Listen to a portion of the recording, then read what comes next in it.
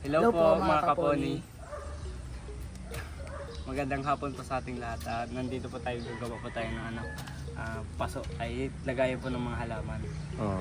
Magtatanim na tayo. Opo. Yan, dapat magtanim. Opo. Iba. Anong itatanim dyan? Hindi po okra or pichay po. Okra at saka pichay. Pwede po talong. Talong ano. So ito yung ginagawa nyo. Lalagyan po yan dito sa kabila. So 3 layer yan. Meron po ba yan dito sa taas? Lalagyan pa dito. Okay, so pwede pa tayo magtanim ng iba. Ito dito. Bakante pa naman. Dahil walang pasok ngayon, 2 araw. Magamit yung 2 days na bakasyon sa pagtatanim.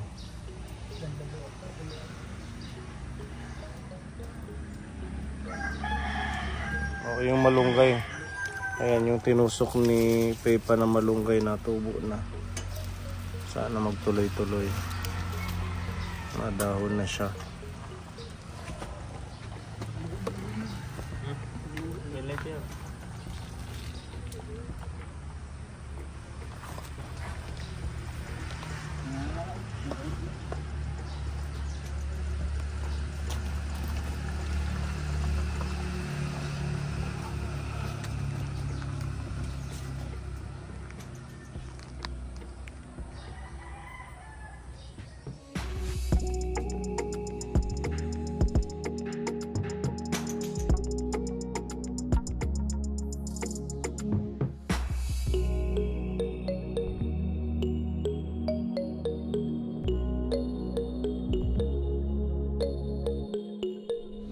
Portfolio day po nila, sinamahan po sila ni Mami Jubel at yun, nakita namin, nalaman natin yung mga performance nila, yung mga grades. Ang hindi lang natin masyado na highlight yung kay Ate Lorna dahil hindi pa nabigay yung grade nyo.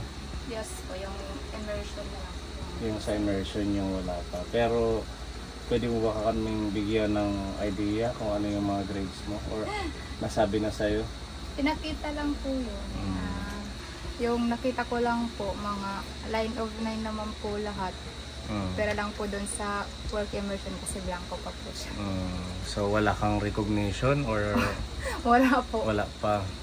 Sabi po nung teacher namin, magkakaroon daw po ng meeting sa 19 about po sa graduation. 19 ngayong buwan. Yung Friday po. Opo. Kasi by last month na yung May, no? Yes. Tapos bakasyon yun na. Kaya ngayon nag-start na po tayo magtanim-tanim dahil nga po sa magbabakasyon na magkaroon sila ng libangan or activities at saka dahil summer, tag-inip na, we are planning na mabigyan sila ng gagawin. Itong mga bata, magkaroon sila ng income din. Yun yung napag-usapan din namin ni Tito Bong na total meron tayong pinagawang grillan, barbecuehan, lutuan. Magba-barbecue tayo dito or doon sa may gilid ng kalsada. Or magbenta tayo ng ice cream, ice candy. Ano, Madam Olga? Opo. Yun, para yun yung kung magkano yung tubo doon sa inyo. Para pagdating ng pasukan, meron kayong magagamit, may allowance. Diba? Hindi tayo nakadepende lang sa nagbibigay sa atin. Habang meron time na pwede tayong kumilos at bakasyon naman, ituloy-tuloy natin yung pwede natin pag-aabalahan. Hindi yung laging online games, ano kuya. Ayan, para lahat productive habang magbabakasyon. At yun, nakita ko po yung grades dito kasi nung portfolio day nyo, nasa mission naman ako. Kaya si Mami Jubel yung sumama sa kay Veronica, kay Kuya Iman. Ayan. At sobrang nakaka-proud kasi nakita natin na meron silang mga mga award, certificate of recognition. Kay Kuya Jesus, ayan, meron siyang perfect attendance. Congratulations. Sana tuloy-tuloy na, no? Na maging okay lahat. At meron pa siyang isa, Conduct Award. Ayan, so para din to kay Kuya Jesus. Ano ba yung Conduct Award? Palagi pong sumusunod sa laging nasunod sa utos. Yun naman pala, nasunod naman pala sa utos si Kuya sa school, sa mga teachers. Yan. At syempre, si Ate Beron, yan, meron din siyang dalawa. Certificate of Academic Excellence, yan, with honors. 1 point na lang magiging with high na. Oo, kasi 94 yung ano, di ba? General average of 94. Pag nag-95, yan na yung pangmatindihan, ano? With high honor. Sa susunod siguro, last quarter, habol, ano? Oo, kaya pa yan. Oo. Tsaka meron pa siyang isa. Ano ba itong isa ni Ate Veron? Di ba? Ang galing nila. Tapos yan, meron siyang perfect attendance din. Wow. Yan, Palakpakan. Yan. At syempre, si Kuya Iman, hindi rin yan magpapahuli si Kuya Iman. Ito po yung mga grades niya. Filipino, 90 sa first. Ay, hindi pala mataas, bumaba. 89. Tapos, third naging 89. Bumaba pala Kuya ang Filipino mo. Ang English niya, 81, 82, 82. Tumaas, ganun pa din, second at saka third. Ang math niya, 88, 91, 94. Pero 94 math. Malay natin, magmana kay Tatay Man. Kasi engineer si tatay. Opo. Sana, mas galingan mo. O yung science niya, 88, 92, 92. Wow. Yung TLE naman niya, 88, 90, 90. Okay pa din. Yung MAPE, 86, 93, 88. Hindi pa po yan ako. Hindi pa na-compute. Yung arts niya, music, 85, 94, 89. Yun lang bumaba po yun. Yung arts niya bumaba din from 93 to 89. Tapos yung PE niya, 90 to 86. Ang laki. 4 points. Tapos yung health niya, 93 to 89. Ang laki ng binawas. Basta galingan mo sa fourth quarter. Tsaka so far okay naman yung grade ni Kuya. Kahit papaano maano rin kasi sa comprehensive, madaming competition, di ba? Madaming section, tapos maraming mga magagaling. Kasi nga po, sabi po ng teacher namin, kapag nag-transfer po doon, hindi po matututukan doon kasi marami po talagang mga estudyante. Kahit daw po kumpleto ka ng mga sinasubmit, gano'n. Kapag hindi ka daw po talaga kilala ng teacher. Ganun po. So, okay na din niya. Huwag na kayo mag-transfer. Para hindi na magulo. Tapusin nyo na lang yung schooling nyo dyan. Total, ikaw mag-graduate ka na.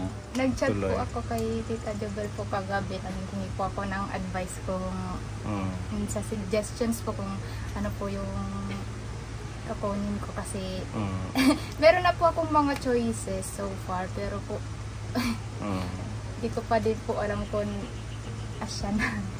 Ano yung first choice mo? First choice ko po, yung noon po talaga, gusto ko po talagang mag-accountancy, CPA po, pero as po ako, maybe next time po nga para magiging practical na po para po makatrabaho po ng agad-agad. So, iniisip mo yung pagiging practicality na muna. Yes po. Sabi ko po, kapag nakapagtrabaho na ako, makapag-ipon, pwede naman po akong mag-continue. Magtuloy sa pag-aaral. Oo, maganda nga yan. So, yung ano mo, mag-agriculture? Yes po. First, agriculture, and second, social works, and then third, midwifery or nursing. Oo, pwede Yan, di ba? So, ang plano sa ISU? Yes. Maganda sa ISU kasi may mga scholarship program naman ang ating dito sa Eastern Samar, ang ating mga opisyalis, di ba? Mag-a-apply lang, at the same time support ng ating channel.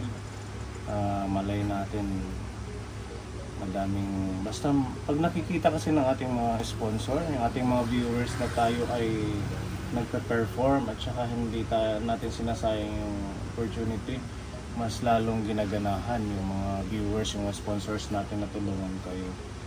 Yan, start na yan, college life, tapos susunod si Veron. Dalawa na lang kayong ihahatid sa school. Ayan, shout out po pala sa ating anonymous sponsor sa service po nila. Actually, Thank you so much po. cut off ngayon, 15. So magbabayad tayo bukas para sa another cycle, another month ng kanilang service. Yan, maraming salamat po. At yun nga, dahil sa patuloy na pag-aayos ng inyong pag-aaral, we are so proud of you. Lalo na si Lolo Bong. Si Tito Bong pala. Si Tito Bong, yan, nag-message po siya sa akin na sabi niya, actually nabigyan na kayo ng groceries na isang araw, no? Binigay niya. At ngayon nag-message siya sa akin, bigyan mo si Lorna ng isang tray na itlog, 1 pack ng hotdog by yung 50s, 25 kilos na bigas, tapos 5 kilo na manok, tapos tuyo, mantika, tuyo, tinapa. Wala po tayo na itong tinapa. Tito Bong. Sila na lang po ang kayo na lang ang bibili kung ano yung wala dito sa store. Punta kayo sa bayan bukas kasi gabi na ngayon. Tinapa, tapos meron tayong bihon para gusto nyo magpansit-pansit. 10 pieces ng can of corned beef. Ayan. Mahilig kayo sa corned beef? Yes. Yan ang bibilihin natin. Tosino, yan. Meron tayong tosino, longganisa, dilis. Yan. Maganda yung dilis sa nag-aaral kasi good for the brain daw yan. Oo. Parang mani yan. Opo. Yan. At saka daing na bangus, bibili na lang sila bukas. Yun. Total amount na bibigay ni Tito Bong ay 5,000. Wow. Yan, dahil para meron kayong pangkonsumo, nandito si Madam Olga. Ikuha mo na siya ng mga groceries. Ayan. Tara, tulong kayo dito. Una ang isang tray na itlog. Ako ang hawak ng kodigo natin. Ayan. Hotdog na 50s. Nandito yung freezer natin. Pinasok na kay Masikip. 25 kilos na bigas. Ha? Baka nandito sa isa. Sa ref. Tapos manok, kuya. Ay, siguro yung manok. Kasi wala silang ref. Pag magluluto na lang kayo, Lorna, no? Sabihin nyo, ilalagay lang natin sa ref. Pero bibilangin na natin ngayon. Ito sa likod. Ilang piraso yan? Wala ba yung madamihan, kuya? Check mo. Yung 1 kilo na. Ayan. Ilang piraso yan? Sige. Bilangin mo, kuya. 10. 50 daw yan eh. Ikaw, balik ka bukas. Jaguar, sir? Oo, yan yung Jaguar. 25 daw.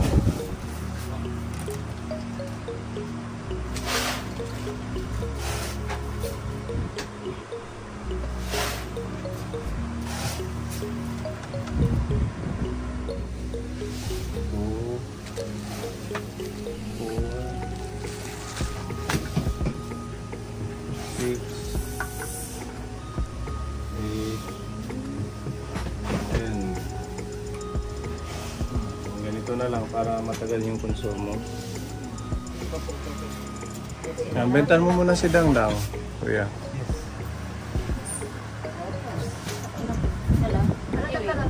Bawang, sibuyas, kuya, pasuyo na lang dun sa stakan.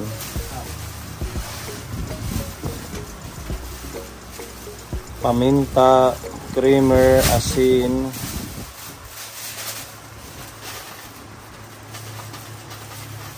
May tuyo pa tayo dyan. Pwede na yan. Isama na lang dyan.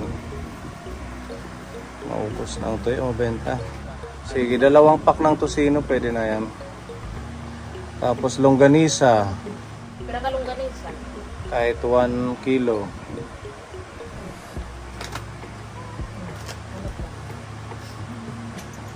creamer. Yung sa kape. Ito, meron dito. Kuha ka na lang ng 2. Tapos nagkakape kayo, ano? Yung black coffee. O sige, ayun yung stick na black coffee, kuya. Isang ganyan. Asin. Meron ng asin dyan.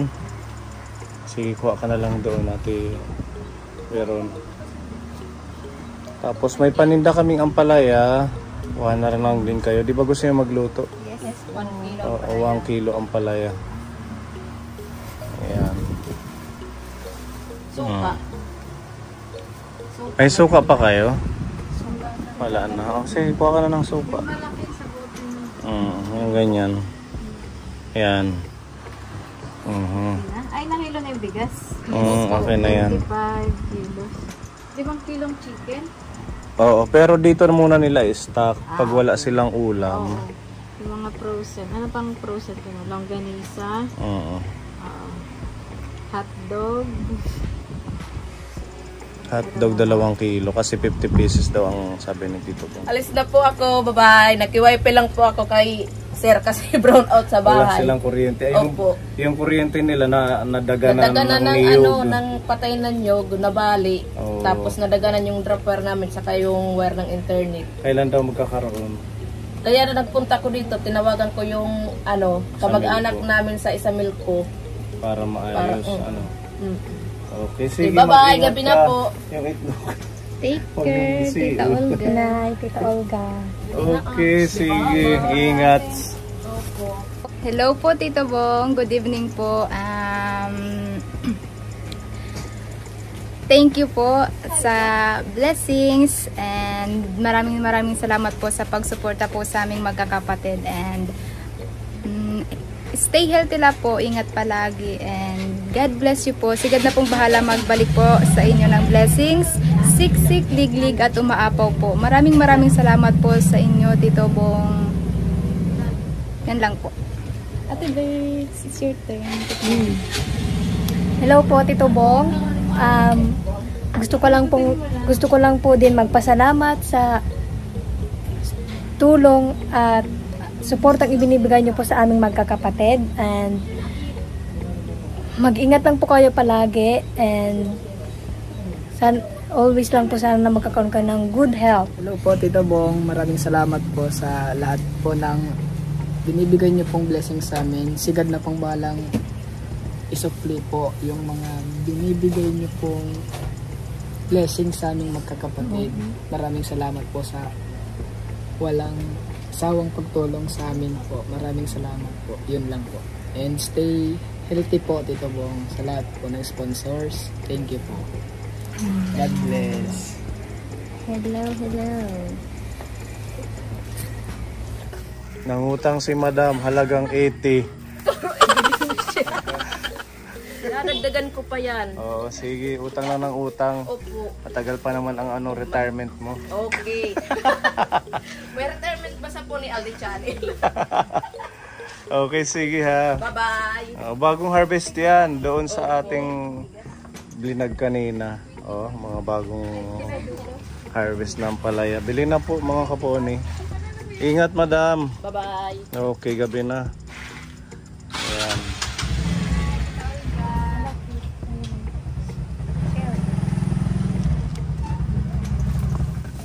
Dinamihan ko na yung bawang sibuyas niya para hindi naman niya nasisira. Oo, matagal na ano Lang to. siyang mabas. Ito, sibuyas. Ito yung gulayin nyo. Masarap to. Ang palaya. May gulay pa ba kayo yung kay Madam Olga? Meron pa. Mustasa po, tsaka yung talibos po. Gataan nyo. Masarap yun. Yung niluto nyo kagabi ang sarap. Maanghang-anghang. Ilagay sa sardinas. Oo. Kalahati lang. Okay na yan. Madami na yan. Para maibili pa nila ng iba. Balikan nyo na lang yung iba. Ito, at saka yung bigas. Ito, Kuya Pwede Jesus. yung ilagayan nyo ng bigas. Sige, sasali na lang. Kuya. Thank you po. Okay, sige. Thank you, Tito Bong. Maraming salamat po. Tito po, Tita Jo, thank you po. Sige. Ito pa. Balikan nyo na lang yung bigas. Yan lang naman yung bahay nila sa katapat. O kuya, para may... Ito muna. Para makapag-gisa sila ng ulam. Okay, yan. Maraming salamat po muli, Tito Bong. God bless. Salamat sa pagmamahal sa mga bata. Yan. Matagal-tagal nilang stock po yan. Lalo na yung bigas. Okay.